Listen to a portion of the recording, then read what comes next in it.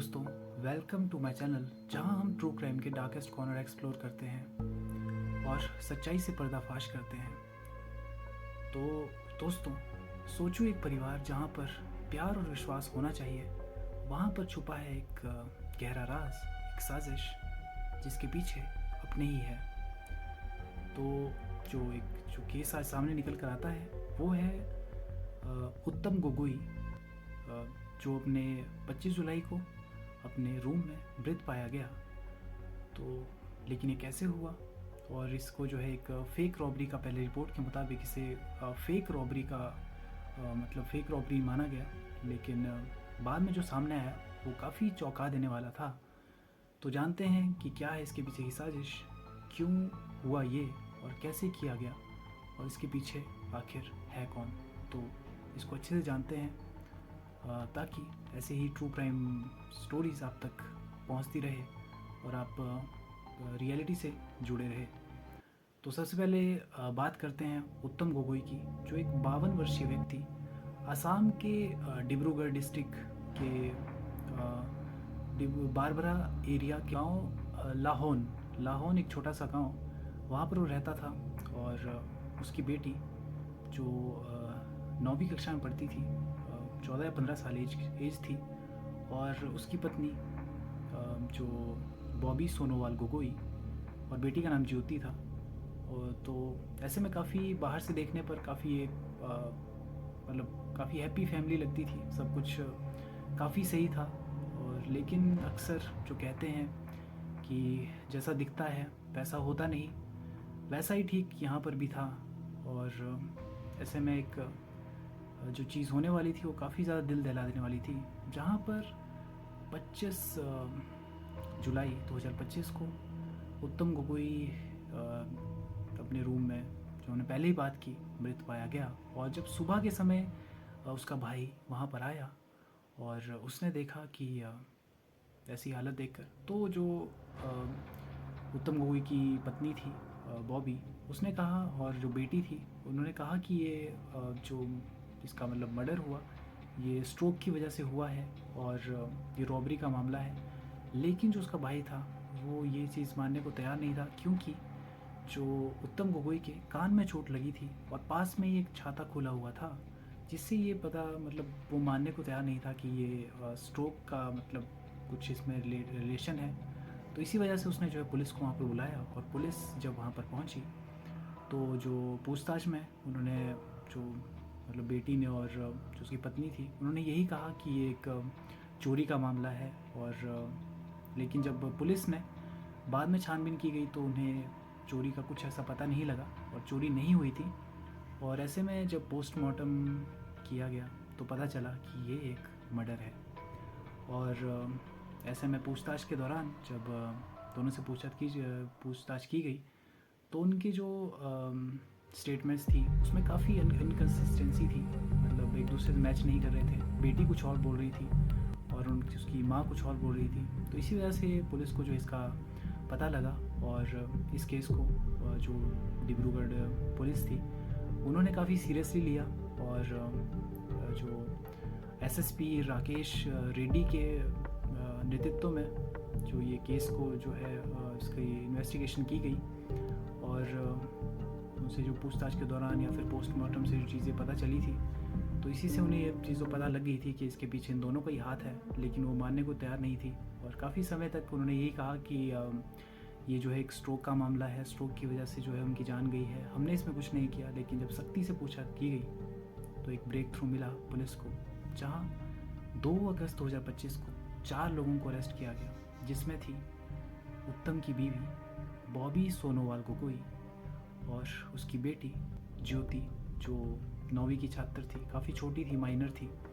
और एक 21 वर्षीय जो जिसने इनका साथ दिया था, तो वो था एक 21 वर्षीय व्यक्ति, लड़का, जिसका नाम था दीप ज्योति बुरा गोहेन। और एक और माइनर लड़का जो 17 साल का था, जिसका नाम शायद रियल नहीं है, पर उसका जो नाम बताया जा रहा है वो है गौरंगा पत्रा, पर एज़ पर माइनर शायद से ये नाम छुपाए जा रहे हैं लड़की के भी। और जो ज्योति शायद नाम ना हो, लेकिन इसका पता नहीं लग पाया, और शायद मेरी रियल भी हो सकते हैं। तो ऐसे में ये इन्हें जो है कैद में लिया गया और इनसे पूछताछ की गई। तब सामने निकल कर आया कि ये एक प्लान्ड मर्डर था, जिसके पीछे जो उत्तम की बीवी थी वो मास्टरमाइंड थी, और उसका साथ दिया था उसकी ही बेटी ने, जो माइनर थी इतनी कम एज में। और उनका साथ जिसने दिया था, उनके नाम तो आपने सुन ही लिए, जो दीप ज्योति जो जो नाम बताया, दीप ज्योति बुरा गोहेल और गौरंगा, उन दोनों को उन दोनों को इसने रिश्वत के रूप में जो है कई लाख रुपए दिए थे, और जो है ज्वेलरी दी थी, गोल्ड ज्वेलरी। और ऐसे में तब इन्होंने साथ दिया इसका। और जो दीप ज्योति बुरा गोहेन है, वो जो 21 वर्षीय लड़का है, उसका प्रेम संबंध बताया जा रहा था कि उसका प्रेम संबंध ज्योति से था। और इसी वजह से शायद जो मतलब उत्तम इस चीज़ से खुश नहीं था कि मतलब इतनी कम एज में, वो भी मतलब इतनी छोटी है, और इसमें काफ़ी एज गैप इन दोनों के बीच में था। तो इस वजह से वो कहीं ना कहीं इस रिलेशन से खुश नहीं था, और इसी वजह से शायद उसने या फिर उसकी माँ ने भी उसका साथ दिया हो इस चीज़ में। लेकिन पुलिस को जो ये बात उतनी ज़्यादा ऐसी नहीं लगी कि ऐसा हो सकता है, पर पुलिस ने जिस पर विश्वास किया, या फिर खुद इनके हिसाब से ये मेन एक्सपेक्ट था, वो था इनका या फिर पर्सनल या फाइनेंशियल डिस्प्यूट, जिसमें शायद से जो पत्नी थी बॉबी सोनोवाल, वो शायद से उसकी प्रॉपर्टी से ज़्यादा प्यार करती थी, क्योंकि शायद वो जब मुझे पता चला कि जब ये मर जाएगा, जब मैं इसका मर्डर कर दूंगी तो सारी प्रॉपर्टी मेरे नाम होगी, और मैं इसको इस तरह से शो करूंगी कि ये एक रॉबरी का केस था। और सीन में भी ऐसा ही दिखाया जा रहा था कि ये रॉबरी का ही मामला है पूरा, और पूरी तरह से वो उन्होंने अपना काम झाम कर दिया था। लेकिन जाहिर सी बात है कि कोई ना कोई सबूत तो पीछे रह ही जाता है अपने से। ये मुजरिम जितने भी होशियार बने, कहीं ना कहीं पकड़ में आ जाते हैं और कुछ ना कुछ गलती कर ही देते हैं, और इस केस में भी की। और ऐसे में उन्हें हिरासत में लिया गया, और सेक्शन 103 के तहत मर्डर के मामले में इन्हें दोषी पाया गया। और जो मतलब 2 थे, उन्हें तो सज़ा काफ़ी होगी इस चीज़ की, लेकिन जो माइनर है उनका अभी तक कुछ पता नहीं लग पाया है, और केस अभी भी चालू है। और उनके बारे में ही बात हो रही है, मतलब उनके बारे में कि जो माइनर्स है उनका क्या किया जाना चाहिए, क्योंकि उनके लिए तो मतलब ऐसा जेल में नहीं डाल सकते, या फिर ऐसे कुछ माइनर के लिए चीज़ें नहीं होती है।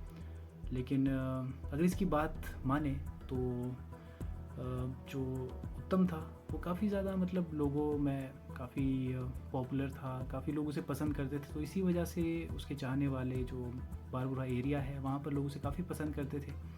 तो इसी वजह से लोगों ने जो है बारबुरा पुलिस स्टेशन के बाहर प्रोटेस्ट किए, और जो एक्यूज़ड थे उन्हें सख्ती से मतलब उनके खिलाफ़ कार्यवाही की जाए उसकी मांग की। और काफ़ी ज़्यादा हंगामा हुआ, यहाँ तक कि जो कई न्यूज़ चैनल थे उन्होंने भी इस केस को जो है रिपोर्ट किया, और इस पर काफ़ी ज़्यादा मतलब नज़रें रखी, और मतलब बताते रहे।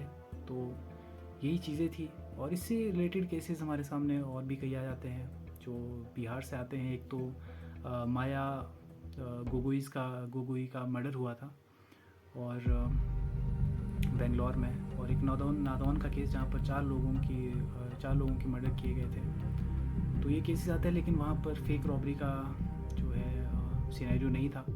फेक रॉबरी का यही लोग लाए कहीं से, शायद से क्राइम पेट्रोल या फिर ऐसे शोज़ देखते हैं, जिससे ये शायद उससे सीख लेते हैं कि हम इस तरह से कुछ चीज़ें करेंगे तो हम पकड़े नहीं जाएंगे। और एपिसोड में देखते होंगे कि ये तो पकड़ा गया, लेकिन हम इसमें कुछ ऐसा मतलब वो क्या बोलते हैं उसको, कुछ ऐसा करेंगे कि पकड़े ना जाए। इसमें कुछ एक्स्ट्रा इनिशियल ऐड करेंगे कि ये तो पकड़े गए, पर हम इसमें ही कुछ इम्प्रूव करेंगे और हम पकड़े नहीं जाएंगे। लेकिन जाहिर सी बात है कि पकड़े ही जाते हैं, और सच सामने आ ही जाता है, क्योंकि दिखाने की चाहे जितनी कोशिश करो अपने से, जितने चीज़ें करो, लेकिन टेक्नोलॉजी चीज़ें इतनी आज के समय में पता लगती है कि कोई ना कोई मुजरिम जो है वो छोटा सुराग भी अगर छोड़ जाता है तब भी उसका पता लग ही जाता है। तो लाइफ इनकी काफ़ी सही चल रही होती है, लेकिन फिर भी इन्हें चीज़ें गलत करनी होती है, तो कुछ कह नहीं सकते। लेकिन फ़िलहाल के लिए ये केस यहीं पर अंत होता है, और आज के समय में आज तारीख है 1 सितंबर। तो ये केस अभी भी चालू है कोर्ट में, और इसका जो पता अभी तक नहीं लग पाया माइनर्स को क्या इसके पीछे सज़ा देनी चाहिए, क्या उनके साथ किया जाना चाहिए, इसका पता अभी नहीं लग पा रहा कोर्ट को। बाकी ये 103 के तहत सेक्शन उसके तहत जो है, जो 2 विक्टिम है जो माइनर नहीं है, उन्हें सख्ती से मतलब इसकी कार्रवाई की जाएगी और उन्हें सज़ा होगी ऑब्वियसली, क्योंकि वो काफ़ी जाने माने शख्स थे, लोगों में काफ़ी मतलब उनका नाम था, तो ऐसे में काफ़ी लोग उन्हें पसंद करते थे। तो आज के लिए केस इतना ही था। तो उम्मीद करता हूँ आपको काफ़ी पसंद आई होगी आज की वीडियो। अगर नहीं आई तो माफ़ करना दोस्तों, क्योंकि मैं भी इतना परफेक्ट नहीं हूँ, लेकिन आने वाले समय में मैं जाहिर तौर पर ये कहना चाहता हूँ कि मैं काफ़ी अच्छे से वीडियो और ज़्यादा डिटेल से आपको चीज़ें बताया करूँगा। तो चलिए दोस्तों, आज के लिए, आज की वीडियो के लिए बस इतना ही। मिलता हूँ आपसे अगली वीडियो में। आपको क्या लगता है आप ज़रूर बताइएगा कमेंट में कि इसके पीछे का मोटिव क्या था, कि सच में कुछ फाइनेंशियल का इसके रिलेटेड था, या फिर बॉयफ्रेंड की वजह से कुछ ये चीज़ हुई थी। तो आपको क्या लगता है वो ज़रूर बताइएगा। तो मिलता हूँ आपसे अगली वीडियो में, अगले केस में। तब तक के लिए बाय बाय।